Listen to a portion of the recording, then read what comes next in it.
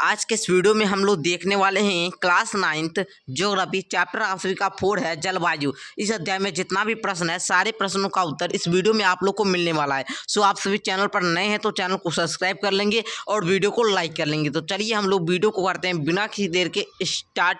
ठीक है, चलिए देखिएगा प्यारे बच्चों, आप लोग का यहाँ से अभ्यास प्रश्न शुरू होता है और सबसे फर्स्ट आप लोग का वस्तुनिष्ठ प्रश्न है, यानी कि आप लोग का क्वेश्चन है और उसका 4 ऑप्शन है। किसी एक उत्तर को आप लोग को सेलेक्ट करना है, ठीक है ना। तो चलिए अब हम लोग सारे एक एक करके सारे को देखते हैं। तो आप लोग देख सकते हैं यहाँ से आप लोग का जो चैप्टर है ये स्टार्ट होता है क्लास 9th ज्योग्राफी का चैप्टर 4। आप लोग का वस्तुनिष्ठ प्रश्न है, SBM क्लासेस का PDF यहाँ से आप लोग का ओपन हो चुका है। फर्स्ट आप लोग का क्वेश्चन कहता है कि जाड़े में तमिलनाडु के तटीय भागों में वर्षा का क्या कारण है। तो प्यारे बच्चों, मैंने आप लोग को जो राइट उत्तर है उसको क्या कर दिया है, उसका आप लोग को कलर कर दिया है ना। आप लोग को देखिए तो इसका आप लोग का क्या दक्षिण पश्चिम मानसून ऑप्शन इसका क नंबर राइट है। ओके, तो आगे देखिए ख नंबर क्वेश्चन कहता है कि दक्षिण भारत के संदर्भ में कौन सा तथ्य गलत है। तो सबसे जो आप लोग का कहता है दक्षिण भारत के संदर्भ में गलत कथन पूछ रहा है। तो आप लोग विषम जलवायु पाई जाती है दक्षिण भारत में, तो यही कथन आप लोग का क्या है, रॉन्ग है। तो ऑप्शन का घ नंबर हो जाएगा। आगे देखिएगा कहता है आप लोग का जब सूर्य कर्क रेखा पर सीधा चमकता है तो उसका क्या प्रभाव पड़ता है। तो आप लोग जानते हैं कि उसका जो प्रभाव पड़ता है वह उत्तरी पश्चिमी भारत में उसका उच्च वायु दाब रहता है ना। ऑप्शन का ए नंबर होना चाहिए। आगे आप लोग देखिए कहता है विश्व में सर्वाधिक वर्षा किस स्थान पर होती है। आप लोग मेरे भाई जानते होंगे मौसिनराम भाई किस में है, ऑप्शन इसका ग नंबर में, ग नंबर आप लोग मार देंगे। आगे देखिए कहता है मई महीने में पश्चिम बंगाल में चलने वाली धूप भरी आंधी को क्या कहते हैं। तो प्यारे बच्चों आप लोग को पता होगा लू कहते हैं। क्या कहते हैं, लू। आप लोग के है ना, हम लोग गर्मी की छुट्टी होता है तो इसलिए छुट्टी दिया जाता है ताकि बच्चे को लू ना लग जाए, है ना। आगे देखिए कहता है भारत में दक्षिण पश्चिम मानसून का आगमन कब से होता है। तो प्यारे बच्चों 1 जून से। कब से, तो 1 जून से। ओके, आगे देखिए कहता है जाड़े में सबसे ज़्यादा ठंडा रहता है। तो आप लोग बताएंगे खिलनबर्ग, ऑप्शन इसका ग नंबर राइट है। आगे देखिए कहता है उत्तर पश्चिमी भारत में शीतकालीन वर्षा का क्या कारण है। तो आप लोग बताएंगे पश्चिमी विक्षोभ जो है प्यारे बच्चों यही सब कारण है। आगे देखिएगा कहता है कि ग्रीष्म ऋतु का कौन सा स्थानीय तूफान है जो कहवा की खेती के लिए उपयोगी है। तो आप लोग बताएंगे काल वैसाखी। क्या बताएंगे, काल वैसाखी, है ना। इसका आप लोग का ऑप्शन नंबर या क्या होना होगा, ग नंबर, ऑप्शन ग इसका राइट है। आगे देखिएगा आप लोग का आगे है रिक्त स्थान की पूर्ति करने वाला है। आप लोग का कहता है कि जनवरी में चेन्नई का तापमान कोलकाता से क्या रहता है। अगर हम लोग कोलकाता की तुलना में बात करें तो वह अधिक रहता है। ओके, ऑप्शन इसका ऑप्शन नहीं है, इसमें भरने वाला है तो यहाँ पर हमने अधिक भर दिया। ओके, आगे देखिए ख में कहता है उत्तर भारत में वर्षा पूर्व की अपेक्षा पश्चिम की ओर क्या होती है, अधिक होती है। आगे मानसून शब्द का प्रयोग सर्वप्रथम किसके नाविक किए थे, अरब के नाविक। ओके, आगे देखो कहता है पश्चिमी घाट पहाड़ के पश्चिम भाग में क्या है, अधिक वर्षा होती है, ठीक है ना।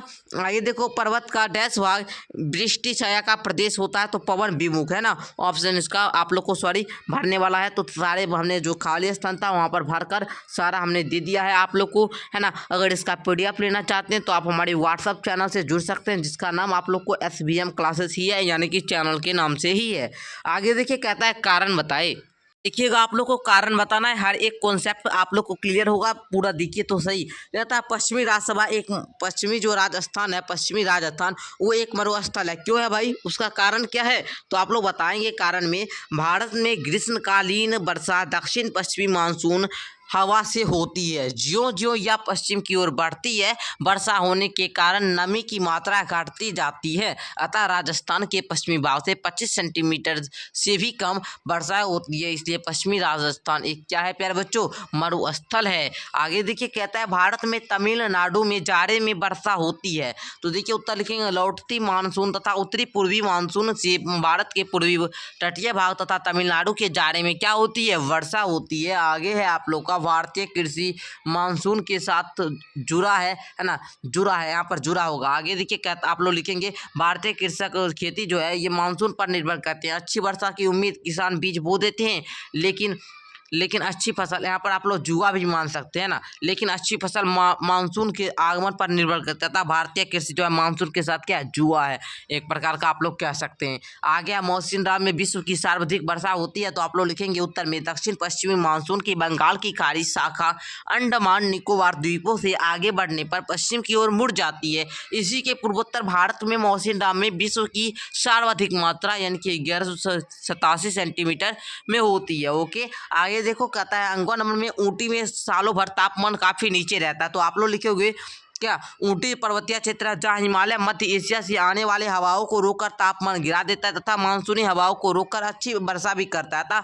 ऊटी जो है सालों भर तापमान के काफी क्या रहता है, नीचे रहता है। आगे देखना कहता है लघु उत्तरीय प्रश्न होता है, इसका उत्तर हमने इतना शॉर्ट में आपको बताएंगे कि आपको क्लास का टॉपिक क्लास में याद हो जाएगा। आगे देखो कहता है आप लोग का क्वेश्चन मेरे भाई, क्या क्वेश्चन कहता है आप लोग का, जाड़े के दिनों में भारत में कहाँ कहाँ वर्षा होती है, तो आप लोग क्या बताएंगे कि जाड़े के दिनों में पूर्वी तटीय भाग केरल तमिलनाडु में वर्षा होती है। ओके, आगे देखो फेरले का नियम क्या है, तो आप लोग लिखेंगे फेरले का नियम सिंपल आप लोग समझिए कि फेरले का जो नियम होता है वो क्या होता है, यदि निम्न दाब का क्षेत्र बनता तो हवाएं अपने नियत दिशा के विपरीत दिशा में आकर्षित हो जाती है। ऐसे तो हमने शॉर्ट करके लिखा ही है। ओके, देखिए आगे देखिए कहता है जेट स्ट्रीम क्या है, तो प्यारे बच्चों ऊपरी वायु परिसंचरण भारत में पश्चिमी प्रभाव से होती रहता है, ठीक है ना, प्रभावित रहता है। तो इन्हीं धाराओं को क्या कहते हैं हम लोग, जेट स्ट्रीम कहते हैं। आगे है 4 में भारतीय मानसून की 3 विशेषताएं लिखेंगे दक्षिण पश्चिम मानसून की वर्षा मौसमी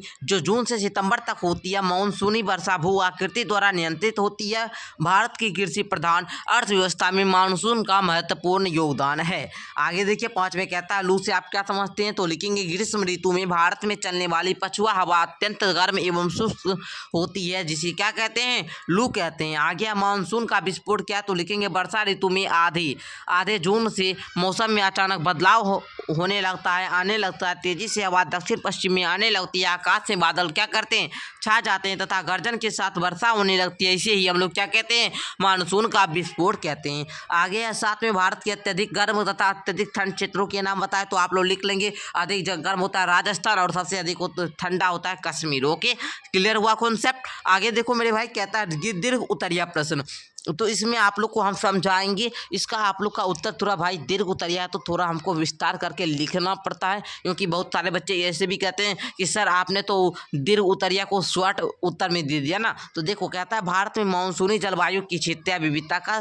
स्व उदाहरण दिए, और हाँ हम आपको इतना शॉर्ट करके फिर भी हम इतना शॉर्ट दिए जिसमें इस क्वेश्चन का उत्तर इतना में होता उतना ही दिए। ओके, देखो कहता है भारत में सामान्य बोलचाल की मानसून से तात्पर्य है वर्षा से है। अच्छी मानसून का अर्थ होता है अच्छी वर्षा। भारत में इन मानसूनी हवाओं की दिशा 6 माह दक्षिण पश्चिम और 6 माह उत्तर पूर्व रहती है, इसी कारण इन्हें दक्षिण पश्चिमी मानसून तथा उत्तर पूर्व मानसून कहते हैं। क्लियर हुआ। आगे गर्मी के महीने जब सूर्य कर्क रेखा के आसपास लंबा चमकता है तब भारत में उत्तर पश्चिमी भाग क्या करता है, अधिक गर्म हो जाता है, अतः वहाँ एक पृष्ठ गहन न्यून वायुदाब क्षेत्र विकसित हो जाता है, किंतु मकर रेखा के पास सूर्य की किरणें तिरछी होती है तथा ताप कम होता है, इससे वहाँ उच्च दाब का क्षेत्र बन जाता है। यहाँ की वायु भारत में विकसित निम्न दाब क्षेत्र की ओर आकर्षित होकर जब विषुवत रेखा को पार करती है तब फेरले के नियम के अनुसार अपनी दाहिनी ओर मुड़कर उत्तर पूर्व दिशा में चलती है तथा केरल के तट पर पहुंचती है। और क्या होता है, हजारों किलोमीटर समुद्री मार्ग से आने के कारण ये अपने साथ प्रचुर मात्रा में जलवाष्प लाती है। इन्हें दक्षिण पश्चिमी का क्या कहा जाता है प्यारे बच्चों, मानसून कहा जाता है। देखिए हम लोग क्वेश्चन नंबर 1 को देखते हैं। प्रश्न 2 आप लोग का सिंपल सा है, ठीक है ना, तो इसको आप लोग को थोड़ा लिख लेना है। यहाँ पर हमने थोड़ा सा बचा है तो इसको आप लोग क्या कीजिएगा, क्षेत्रीय, क्योंकि प्यारे बच्चों यहाँ पर देखिए क्वेश्चन देखिएगा कहता है कि मानसूनी जलवायु को समझ लिए, और उसके बाद क्षेत्रीय विविधता का भी उदाहरण बोल रहा है, तो क्षेत्रीय विविधता हमने यहाँ पर दे दिया है। क्षेत्रीय विविधता है ना, इसे मानसून का क्या कहते हैं, क्षेत्रीय विविधता कहते हैं। तो इतना आप लोग को लिखना बनता है प्यारे बच्चों, लिख लीजिएगा, है ना। आगे देखो मेरा प्रश्न 2 कहता है कि भारत में कितने ऋतु पाई जाती है, आप लोग को भौगोलिक विवरण देना है। तो भारत में कुल कितना 6 ऋतु पाया जाता है, बसंत ग्रीष्म वर्षा शरद हेमंत एवं शिशिर। तो इसके बारे में विवरण देना, तो शीत ऋतु आप लोग दोगे, उसके बाद डैश मारोगे, लिख दोगे शीत ऋतु में सूर्य दक्षिण गोलार्ध में होता है इसलिए उत्तरी गोलार्ध ठंडा रहता है ना, इस प्रकार आप लोग इसका लिख लोगे। उसके बाद आगे देखो, आगे आप लोग का क्या दे, आगे आप लोग का जो हम देंगे वो आप लोग देखिए यहाँ पर क्या कहता है, उसको पहले आप लोग डिटेल में लिखेंगे। उसके बाद आप लोग को यहाँ पर हम दे दिए सारा, देखिए शॉर्ट करके दिए हैं प्यारे बच्चों, शॉर्ट करके दिए तो आप लोग पूरा लिख लेना। यहाँ तक आप लोग लिखोगे 2 नंबर क्वेश्चन का कंप्लीट। प्रश्न 3 देखिए, इसका भी शॉर्ट में है। भारत में जलवायु के मुख्य कारकों का आप लोग को उल्लेख करना, स्पष्ट करना है। तो भारत की जलवायु के मुख्य कारक ये सब होती है ना, अक्षांश होता है, ऊंचाई होता है, इसको हम लोग याद भी करते हैं किससे, LAT है ना, इसको हम लोग इसका याद करने का होता है फॉर्मूला है ना जी। तो इसको आप लोग को जरा क्या करना है, ध्यान में रखकर अक्षांश दीजिएगा। अक्षांश के बारे में थोड़ा लिख दीजिएगा कि कर्क रेखा के भारत के मध्य से गुजरती है ना, इस प्रकार आप लोग। उसके बाद ऊंचाई किस प्रकार है, ऊंचाई दीजिएगा। इसके बाद ये पूरा लिख दीजिएगा। उसके बाद वायु दाब एवं पवन दीजिएगा, इस पर थोड़ा की टिप्पणी कर दीजिएगा। उसके बाद जल एवं स्तर का वितरण दीजिएगा, इस पर थोड़ा टिप्पणी करना। बस 4 पर ही है भाई मेरे भाई, तो आप लोग क्या करना, लिख लेना। आगे देखो कहता है 4 नंबर, इसको बहुत ज़्यादा शॉर्ट के पैर बच्चों, कहता है जेठ धाराएं क्या हैं तथा भारत की जलवायु पर इनका क्या प्रभाव पड़ता है।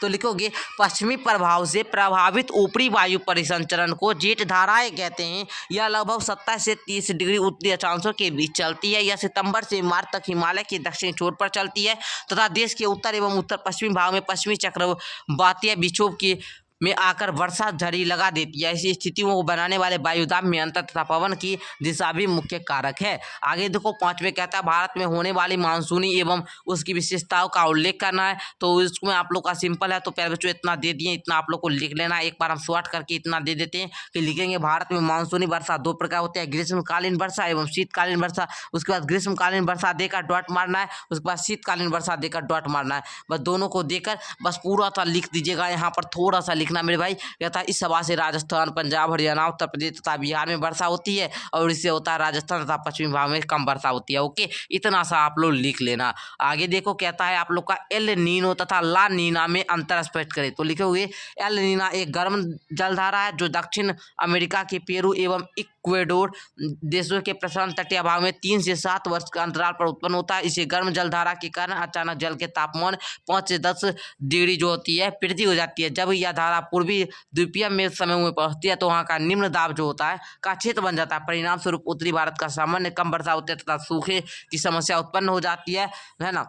और ला नीना की उत्पत्ति पेरू के तट पर होती है। यह ठंडा जलधारा या है ना द्वीपीय समूह क्षेत्र में पहुंचकर वायु दाब बढ़ा देता है। इसकी कुछ मात्रा भारत में उत्तर, दक्षिण, पश्चिम तथा मानसून हवा के जल की मात्रा बढ़ा देता है, जिसमें सामान्य से अधिक वर्षा होती है। आप लोग को इतना सा सिंपल सा लिख लेना है। चलिए, तो आज के लिए इतना ही रहने देते हैं। अगर आप इसका PDF लेना चाहते हैं तो हमारे व्हाट्सअप चैनल पर जुड़ सकते हैं। और अगर चैनल पर नया तो चैनल को आप लोग सब्सक्राइब कर लेना और हाँ वीडियो को आप लोग लाइक कर लेना। ओके, धन्यवाद आप सभी को।